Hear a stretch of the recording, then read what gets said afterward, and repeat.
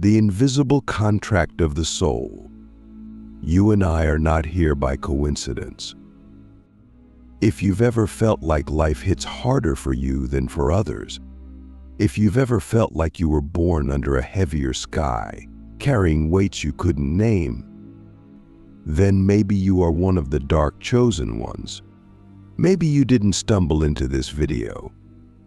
Maybe it found you. There's a truth we rarely speak. Some souls are marked long before birth, marked not by bloodlines or family, but by purpose. These souls, what we call the dark chosen ones, carry ancient contracts written in soul ink. These contracts do not promise ease. They promise transformation through fire. And that fire isn't just in this physical world, it burns in both dimensions, the seen and the unseen. But why? I remember something a Tibetan monk told me while we sat in a cave high in the Himalayas. He looked at me, and with eyes that pierced time, he said, "Some souls are not here to grow. They are here to awaken others, and for that they must be broken open." That hit me like thunder. Because if you're a dark chosen one, your life is not just about you. It's about others. And that means you'll be tested in ways most people can't even imagine. But why both dimensions? Why the physical and the spiritual?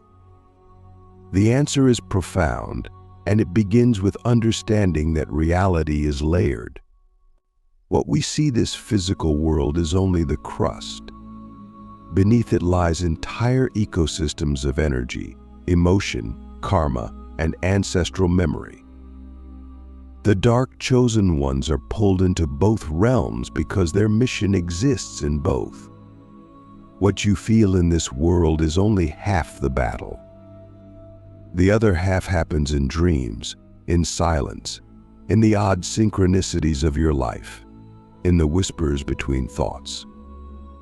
Have you ever gone through something traumatic and felt like it echoed beyond your body? Like the pain wasn't just yours, but ancient? That's because it is. You're being tested across timelines, across dimensions, because your energy signature is capable of weaving together what's been broken for generations. And that's no small task. I need you to ask yourself something. What if your pain isn't punishment, but preparation? What if everything that's gone wrong in your life was actually a divine orchestration designed to carve you into a vessel strong enough to hold light in the darkest places? Now let me share something personal. There was a time when I was completely lost. I had wealth, fame, everything this world says equals success. But inside I was cracking. I had visions I couldn't explain, nightmares that felt more real than my waking life. One night I woke up at exactly 3:33 a.m., drenched in sweat, heart pounding. And I saw a figure at the foot of my bed. Not a ghost, not a hallucination, something else. It didn't move, it didn't speak, but I felt it communicating something ancient, something terrifying, and something beautiful. From that night on, my life changed.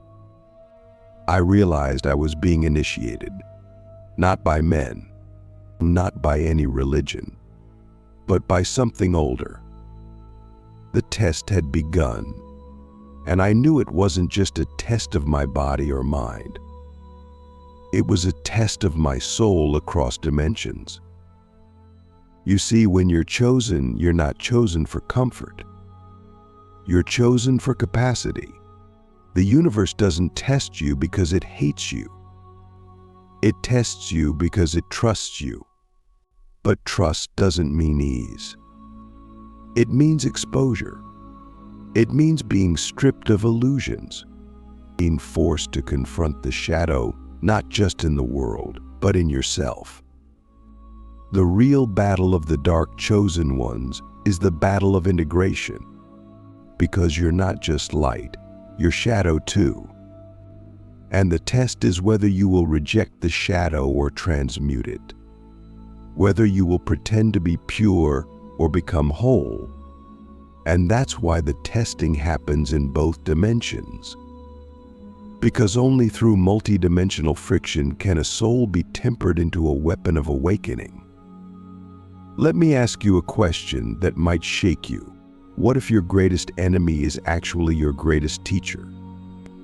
What if that betrayal, that illness, that loss wasn't a curse, but a coded message from a higher plane trying to wake you up? I've seen it happen. A woman I met in Bali was tormented by visions, dark, terrifying entities that visited her in sleep. She thought she was cursed. But through guided spirit work, she discovered that those entities weren't demons. They were fragments of her own soul, banished during traumatic lifetimes. They weren't attacking her. They were returning home. Her test wasn't to fight them, it was to forgive them. That's the level we're talking about. That's the depth of the testing. And here's the part nobody tells you. The more powerful your light, the deeper your shadow. That's the paradox of the dark chosen one. And until you face that, you'll keep asking, why me? Instead of realizing, of course me. You were never meant to walk the easy path. You were meant to blaze a trail through spiritual wilderness. Your suffering is not random. It's a map, a coded sequence of initiations. And each test, each heartbreak, each spiritual attack, it's all part of the sculpting. You're not being punished. You're being purified. But purification hurts. It tears away everything false. It demands radical honesty, and it requires solitude. That's why most dark chosen ones go through seasons of isolation. It's not because they're unloved. It's because their vibration no longer matches the noise of the world. You're being recalibrated, and that can only happen in silence. So I ask you again, are you willing to face your test with courage, even if it costs you everything you thought you were? Because here's the truth. To fulfill your mission, you must die before you die. Ego death. Identity death. The death of comfort. The death of the need to be understood. Only then can the real you, your eternal self, emerge. The testing in both dimensions is about becoming multidimensionally sovereign. So that whether you walk in this world or in the spirit realm, you walk as a being who knows who they are, why they're here, and what must be done. You are not weak for struggling. You are not broken for feeling lost. You are sacred. And the very fact that you're watching this right now means your test has already begun. The shadow gatekeeper and the mirror of pain. There is a moment in every dark chosen one's journey when the veil between dimensions becomes unbearable. You begin to sense that this world is just a stage, that the people around you are both real and symbolic. That every hardship is not only an experience but a message. And in that moment, the tests begin to intensify not linearly, but exponentially. You're not just dealing with a breakup, a loss, or a betrayal. You're facing the energetic echo of that trauma across lifetimes. You begin to realize that some of your deepest wounds didn't start here on Earth. They were inherited through soul lineage. The pain you feel is not just yours, it's ancestral, karmic, cosmic. And so the testing moves from just the physical into the spiritual. Dreams become more vivid. synchronicities become more aggressive, and you start to see patterns in your suffering. Not random patterns, but divine blueprints. And if you try to run from them, the test only deepens. Because the universe will keep introducing louder and darker mirrors until you learn to look not away, but within. This is where the shadow gatekeeper appears. It's not a figure you meet in the flesh. It's a force and archetype that waits at the threshold of every breakthrough. It is the guardian of transformation, and it does not grant entry easily. It will show you everything you've denied, everything you've repressed, and everything you've pretended not to be. The gatekeeper is not evil, but it is ruthless. It will strip you down with precision, and it won't let you pass until you have died to the illusions you still cling to. I met my shadow gatekeeper in the form of a recurring dream. A dark forest, always the same, thick fog, and a figure cloaked in shadows, never speaking, always watching. I feared it for months until one night, I walked straight into its arms. And instead of attacking me, it whispered, "You are not who you think you are." That was the beginning of my unraveling. And yours will come too, not as punishment, but as an initiation. Because the gatekeeper doesn't appear to stop you. It appears to reveal you. The mirror of pain is the next layer. It's where the test becomes internalized. This is when life stops being about external events and becomes about internal alchemy. You begin to realize that every relationship, every failure, every fear is a mirror designed to show you something buried. And here's the painful truth. The more you resist the mirror, the more brutal it becomes. The universe will keep placing you in the same loop, different faces, same lessons until you finally choose to see. Have you noticed that? The same types of people hurting you, the same emotions repeating? That's not coincidence. That's curriculum. And until you learn to look into the mirror and ask, what part of me is still fragmented? You will remain trapped in dual-dimensional purgatory. The dark chosen ones are tested in both dimensions because they carry the keys to unlock those mirrors, not just for themselves, but for others. You are being shaped into a mirror breaker or a pattern shifter. But you can't break what you refuse to face. You must become the embodiment of radical self-honesty. But how do you pass the mirror test when the reflection is too painful to bear? You must learn the sacred art of sitting with yourself. Not fixing, not escaping, just sitting. I once spent 7 days in silence, in a temple carved into a mountain. No phone, no books, just me, my breath, and my pain. And in that silence, I met the parts of myself I had buried under productivity, under performance, under people-pleasing. I met the angry child, the self-hating teenager, the manipulative adult. And instead of judging them, I listened. And in that listening, something cracked open. I realized that healing isn't about becoming someone new. It's about remembering who you were before the world told you to forget. And that remembering doesn't happen in comfort. It happens in the fire.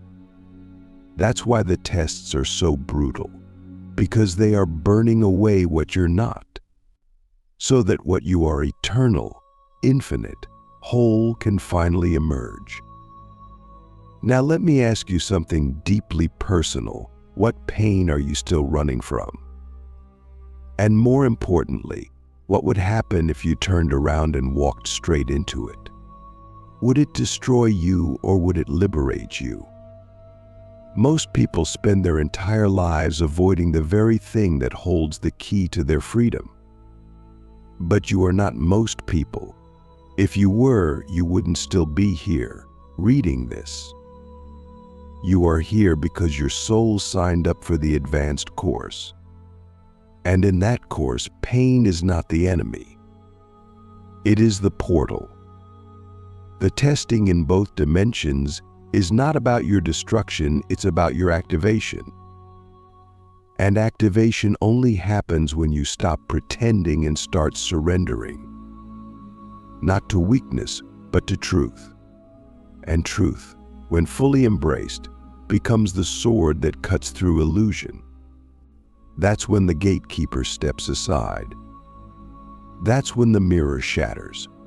That's when the tests stop being tests and start becoming tools. Because by then you're no longer reacting, you're creating. You're no longer spiraling, you're ascending. That is the power of the dark chosen one who dares to face the full spectrum of their being in both dimensions. The spiritual war behind the veil. There comes a moment in the journey of every dark chosen one when the physical trials start to pale in comparison to the silent, invisible war raging on the spiritual plane. It's subtle at first, shadows and dreams, sudden emotional shifts, feeling watched when no one is there. But then it builds. The spiritual attacks get more precise, more personal. You begin to feel drained not from effort, but from unseen interference. You sense that something is trying to block you, to delay you, to confuse you. And you're right. Because once you cross a certain threshold of awareness, you become a threat not just to the structures of control in the physical world, but to the energetic systems that feed on unconsciousness. The dark chosen ones are tested in both dimensions because their awakening is not just personal, it destabilizes entire networks of energetic bondage. Your light, as it grows, begins to disrupt the frequencies that thrive in fear, shame, guilt, and division. And that disruption is not welcomed by the forces that depend on humanity staying asleep. This is the part they never tell you. You're not just healing yourself, you're becoming a spiritual warrior. And real warriors don't train on the battlefield, they train in the dark, long before the war begins. That's why you were tested since childhood. That's why you were made to feel different, excluded, isolated. Not to break you, but to forge you. Because only those who have walked through both the fire of the physical and the fog of the spiritual can carry the codes needed to shift collective consciousness. Do you realize that every time you choose love over fear, compassion over revenge, presence over distraction, you are winning a battle that echoes across timelines? The testing isn't random. The darkness knows exactly who you are. And if it can't destroy you, it will try to distract you.